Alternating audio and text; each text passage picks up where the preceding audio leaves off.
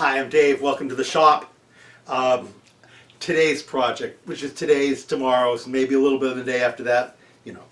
I got a little piece of artwork. Sister-in-law gave me a beautiful little painting. She's quite talented, and it needs a frame. And you know, I'm that talented. That's what I think, anyway. So I've got this idea in my head. It's a kind of a light but deeply framed piece of canvas. So I need something with some depth, but I'm concerned that if it gets too much depth, it starts getting heavy. And even though it's hung on the wall, people react to things that I make that are too heavy. I'm not sure why, but they do. So I've been thinking of some sort of light thing, kind of like a hollow form, I guess. It looks solid from the outside, but it's actually hollow. It's a little bit harder to make than just wanting it that way, but another request was it should be in the red tones, but really like if it had some dark striping or whatever in it. So, so check this stuff out. I've got a couple of pieces of wood left over from something, and I don't remember what, that are blue stained pieces of pine. Hopefully you can see the color. Blue stain, you know how that goes. So blue stain isn't very attractive most of the time, but if I put a red shellac or lacquer, red tinted lacquer on top of this thing, it can be kind of striking in a distressed sort of way. So that's where I'm going with it. I'm thinking of making, these are thin, these are really thin, so they qualify for what I was thinking about light, an open hollow form. Looking for something that's about 1 inch and 5/8 deep, about 3 inches wide, 1 inch and 5/8 on the other side, obviously. Making a frame about 11 by 14 on the inside. So these things I'm going to break up into two 40-inch pieces, two 40-inch pieces of that. Arrange them so I get the most amount of this distressed blue stained wood. Stay away from the heartwood because that will come out a different color. I'll probably have a little bit of it here and there, but it won't be much. Anyway, that's the dream right now. Here we are, living the dream. So I'm going to break these things up, and then I'm going to dress the edges, cut them to size, and I think what I'm going to do is I'm going to glue basically a tube together 3 inches by 3.5 inches, and then throw it on the table saw and split it into two hollow U-shaped pieces. Stick with me. I'm going to do this. It's going to come out beautifully. I'm going to get a start on it. Going to break the pieces up and trim them to width, and then tomorrow I'll get around to gluing this thing together. Gluing is going to be a little bit of a project in as much as these will be kind of flimsy. And you glue it together and all of a sudden it's going to flop down. So I'm going to have to put a core inside it of some nature. I've got junk laying around. I'll put a core inside it. 6 little blocks of wood like this. Then clamp it together with this inside that. And then when I split it, these will come out and it'll be back to just the 3 little pieces of wood. And no one will be the wiser. Anyway, that's what I think. Don't mind the blood. I cut myself earlier. So that'll clean right off. And, you know, it's a good inspiration for the color. Anyway, let's get these things busted up into length, and then ripped to width, and I'll start measuring for what I need for the core. Let's do that. Measuring and marking. Double check everything. Frame math, if it's 3 inches thick, then each piece, to make the miters, needs to be 6 inches longer, so the 11 becomes 17, and the 14 becomes 20. 17 and 20, excuse me, is 37. So if I cut the pieces 40 inch, I'll be golden. So here's a 40 right there.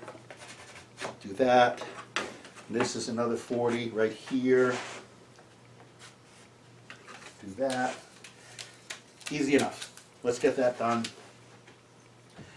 Got my chop saw right here, although, you can imagine, this isn't the time that I need precision, but let's just get him cut. Don't spill the coffee. Damn, that would be awful.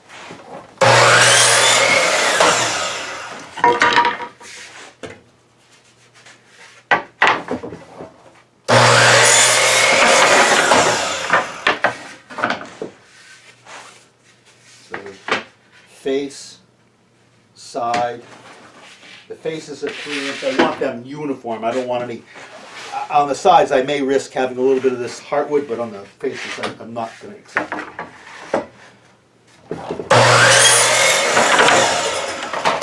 Cool.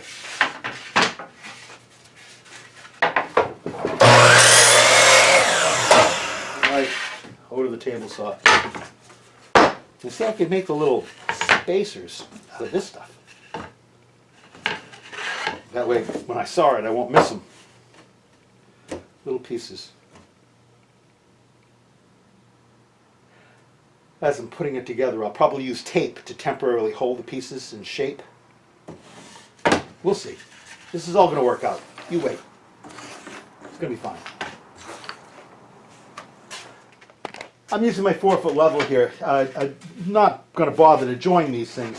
So I picked them all out so that they're the side that's got an inside bow to it. And I'm just going to run through on my 4-foot level like that as my quick and dirty jointer.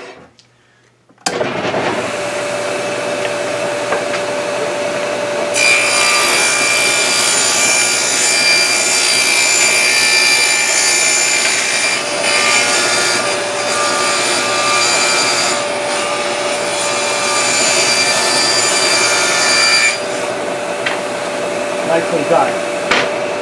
Do that again 3 times.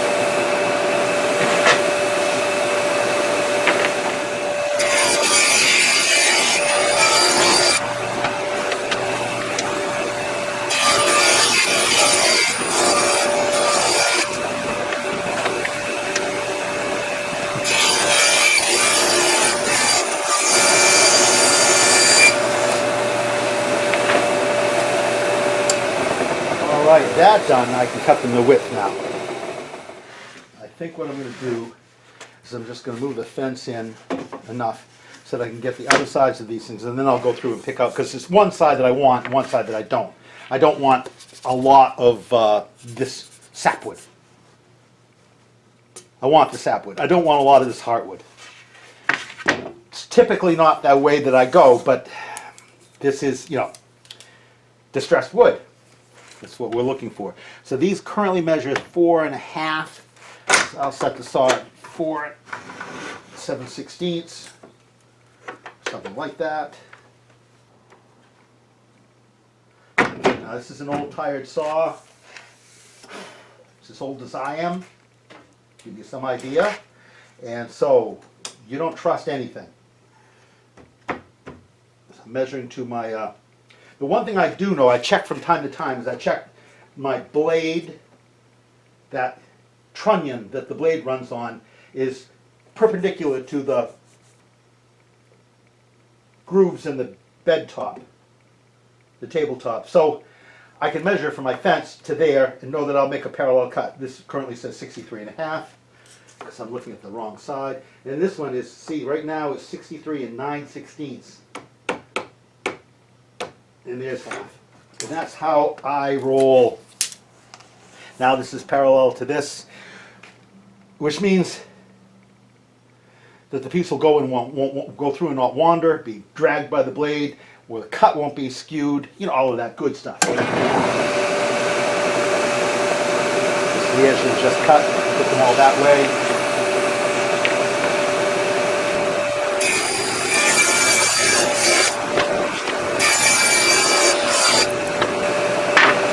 Got a few blems, that's why I'm cutting a little bit extra off. There's some blems on the edge of this. Get rid of them all right now.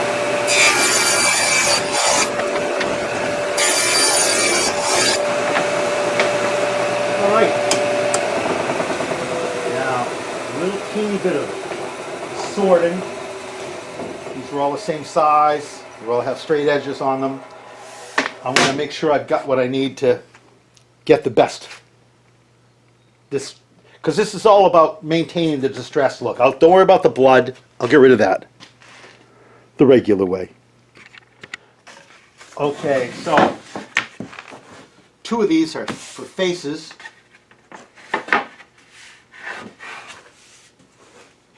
And while I'm frequently have a real thing for front and backs of boards, this is really not one of those times. I think I can use the back edges of some of these just as well. So this one I've got set, I want to be a face, which means I need 3 inches of distressed wood, and I've got 3 1/4. So that's good. This right here, yeah, 3 1/4. So that one's going to be a great face piece. And this one right here says it's a side. This one says it's a side.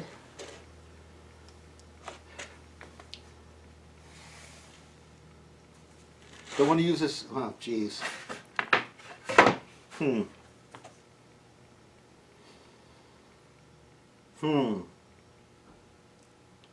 That's the face at 3. This would make a great side because I could get 3 1/2 out of it without any trouble. Because the size I want about 3 3/4. Let's think about that one. This one right here is the side. This is 3 1/2-ish. Okay. Okay. So this is the side.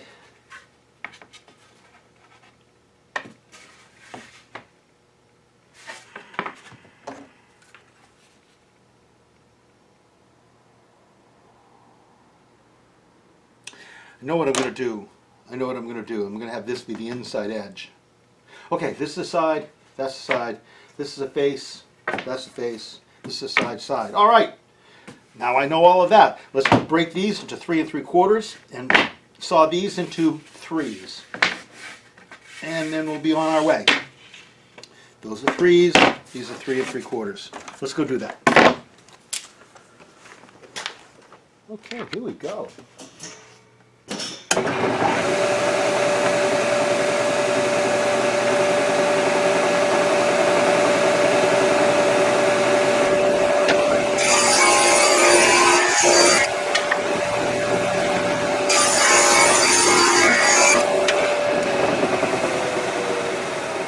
Now 3 3/4.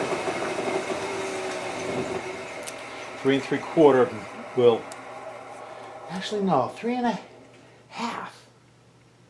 3 1/2. 3 1/2, not 3 3/4. Because I want to end up with more than 1 1/2 inches on the depth. Oh, wow, wow, wow. Do the math. This is already involved, though.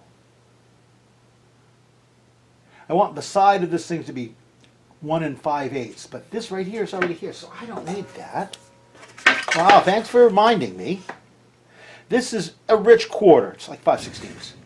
So let's just, for the purposes of discussion and saw curves and whatnot, say that that's a quarter. And I want my sides, the painting is 1 9/16, so I was like 1 5/8 for the frame.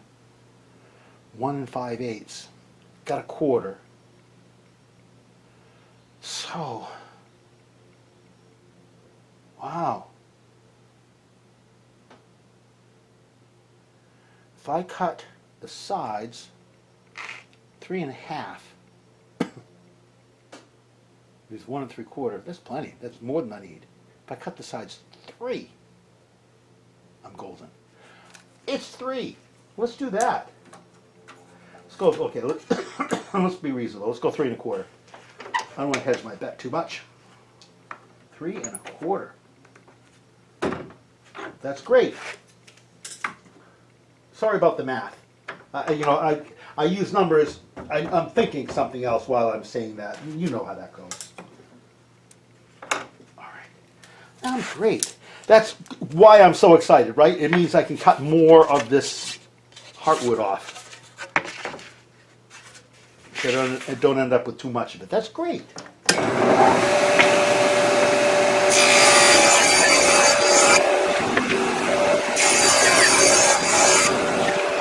That is just terrific. So now, we can actually see what the scheme is. All right, so here's how it's going to go. That piece is going to go there. That piece is going to go there. This piece is going to go here.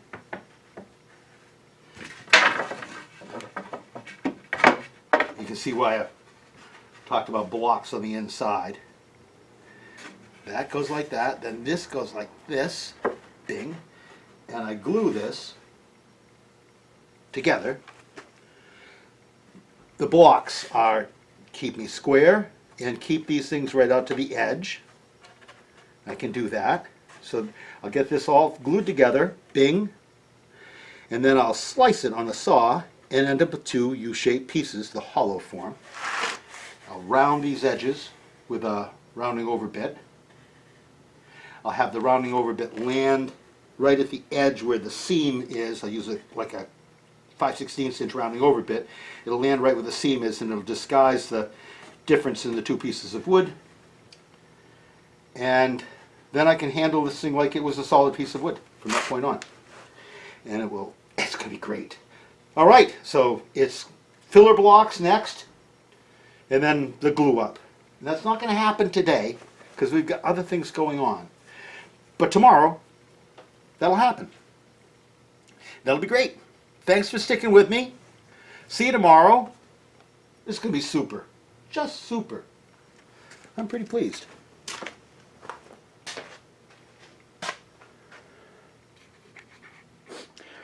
Okay, so this is me getting ready to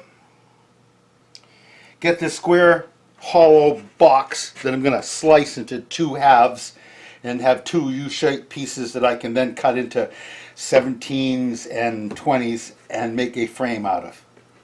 Simple. It's simple the way you say it. All right, so what I've got. So I've got these two pieces made up. That's great. Got some clamps on here, and I'm doing a test run to see how this is going to work out. Typical, not the way that I thought, but good enough. So, taking these clamps off, I can use these two spring clamps on the ends. I won't be able to use them in the middles when I get done because you'll see. But I've got other clamps. So there's that. Now, not only do I need these clamps, but I also need a couple of sticks because I want to be able to, when I clamp these things, you'll see where I'm going with this thing, but I'm going to put these sticks on, and I'll be putting a clamp on this one in particular. I'll be putting a clamp on just like that. And what this is going to do is it's going to clamp the two sides squarely to this insert that I put in, which looks like that, I believe, which holds the two sides exactly the right distance apart, and also, because I've got these extensions on it, line the top and the bottom piece up so they're all in line with these things. Simple, simple, really simple. I like simple. All right, I've got 4 of these things in there, one at each end. Those 2 are the only ones I have that are free at the moment. So here we are. This is how that's going to go. I'll do that on the ends. I'll do sticks in the middle. I have to keep track of where I put these dividers, but I can do that. And cut these with a little teeny bit of precision, but not that much. So this comes off, goes there like that. Dividers, and I've got 4 in here now, but I'm gonna go to 6. So what I'm gonna do, I know one at each end, I'll see them. The others, I'll put some marks on this.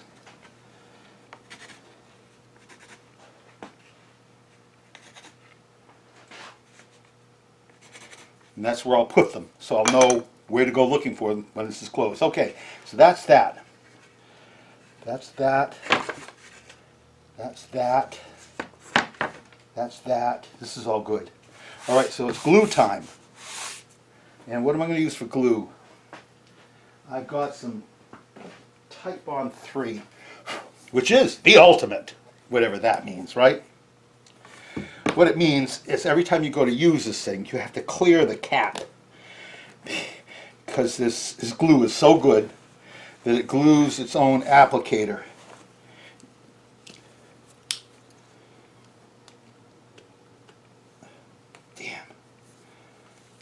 Maybe someday I'll take the time to write these people a letter. Okay, that's done. Now, what do I want to glue? I think. Well, you notice I've got this thing got jacked up in the air. It's because ultimately I'm going to be putting clamps on the underside. And you need room to work. So I'll be putting clamps on like that. These have enough reach that they'll get to the center, which is good. Let's think that through. Oh yeah, so I'm going to do that. I just scared myself. I've got another board that I'm going to put on the top of this whole assembly so that I won't be crushing these thin pieces with the clamps. So that's all good. Okay. Now, this.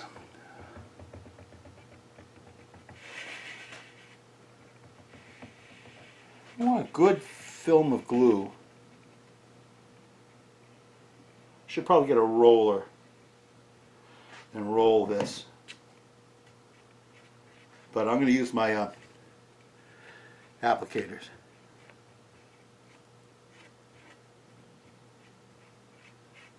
Look at that. Okay, so that's that. Cool. I'm going to put that right here.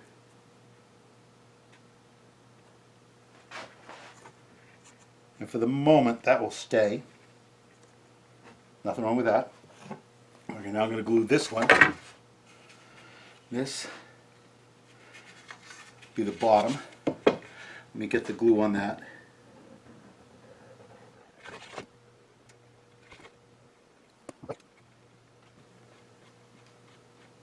Probably too much glue. There's a price to be paid for too much, and there's a price to be paid for too little. Too much means you have to struggle to clean up, and too little means it just didn't work, and you're back to square one. So, you can imagine. Alright, so now I've got that glued, and that glued, and here we have it.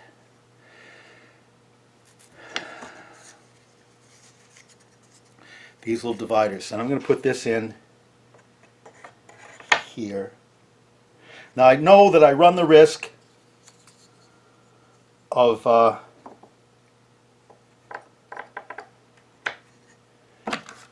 these things getting glued in.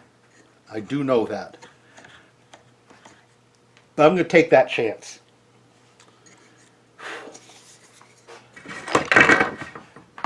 Mostly because it's the back, it's the inside. If they get glued in, it'll just be in the corners. It won't be a big deal. It just won't be a big deal. Of all the things that can go wrong, having to fuss with things that volunteered themselves glued in is the smallest thing I can deal with. It's great. Alright, so here we go. There's that. And this is important right now because otherwise I'll be chasing this thing. So that's good. Alright, we're to here. That's great so far. Let's see what happens next. Okay, so now it's divider time. All good. Dividers are going to go in right where I put my pencil marks.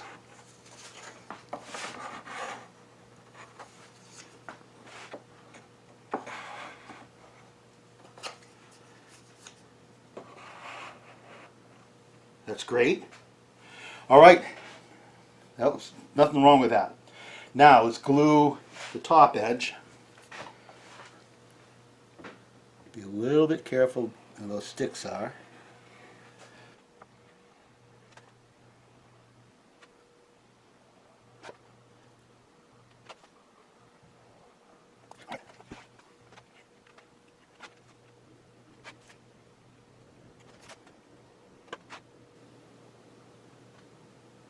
Alright, that's that.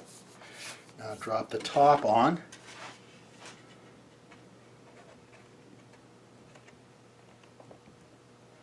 Come on. I'm fighting a little bit with these sticks that I put on the sides. I'm really fighting with them. I'm going to loosen and then reclamp real quick. Okay, did that. That one's down. All right, so that's all good. And I know where my dividers are. That's good.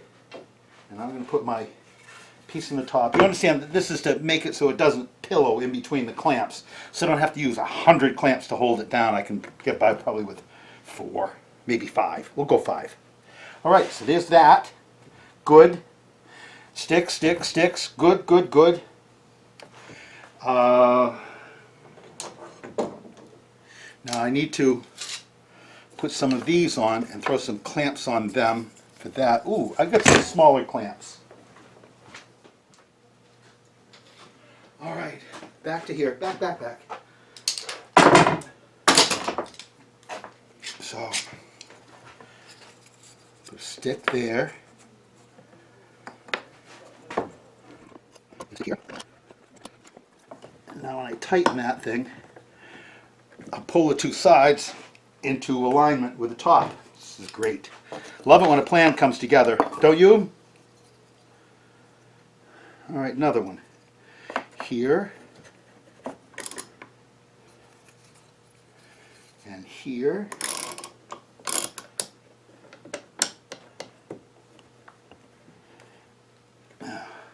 The trick here is to put the next one on backwards, because otherwise this will tip over. See how that lines everything up? This is great.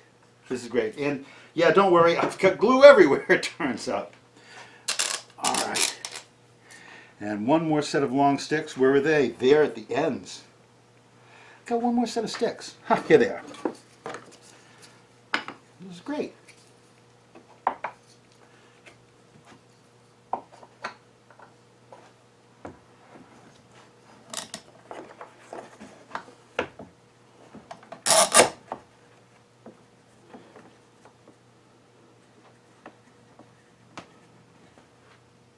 All set. That's excellent. Clamps. All right. So I've got it, all the pieces lined up. The two side pieces exactly the right distance apart. Now put some down pressure.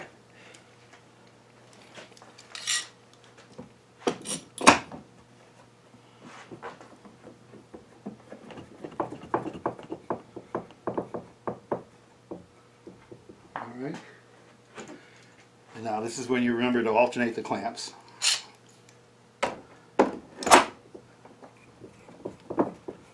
Looks like I'm going to use 5 clamps. Nothing wrong with that.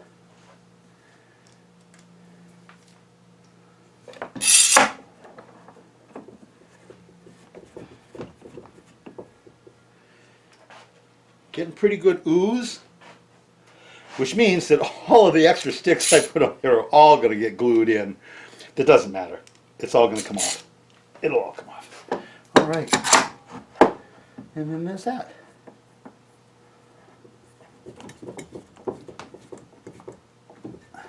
There. That's what that looks like. That was, more work than just finding a 4x4 and slicing it up. But it's got the grain that I wanted, the discoloring that I wanted. It's got the thinness that I wanted. So it will be lightweight. A little bit of work involved, a little bit of cleaning. I got glue, ooze, which we already covered. I'd rather have the ooze than have it fall apart or be half glued. Anyway, so there's that. This is good. This is good. This is all good. I don't see anything at all wrong other than a teeny bit of a gap showing underneath here. I'm going to do a little more tighten on those. That didn't change anything, so it must be all right. Okay, so set this aside. It's like setting a porcupine aside, but I'm going to try to do that. Not hurt myself in the process. And, let's be reasonable. Tomorrow we'll take it apart, clean the glue off the outside. Maybe do a little sanding, quick sanding on it after we clean the glue off. And then run it through the table saw and split it into 2 pieces, and then go mining out the little shims that I put inside. And then start doing the layout for what will be the finish. Miters.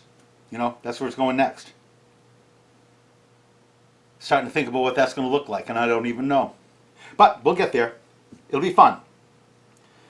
I'm looking at it now thinking I might be able to save myself some time and trouble if I get a wet paper towel and wipe down some of those glue drops right now. Might save me some trouble later.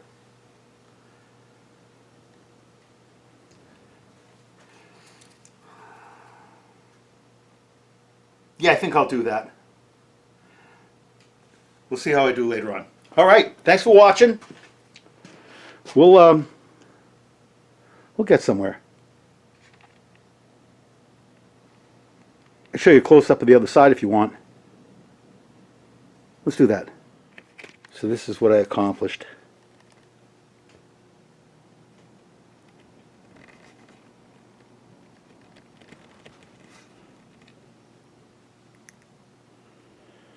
I mean, it's only 40 inches long.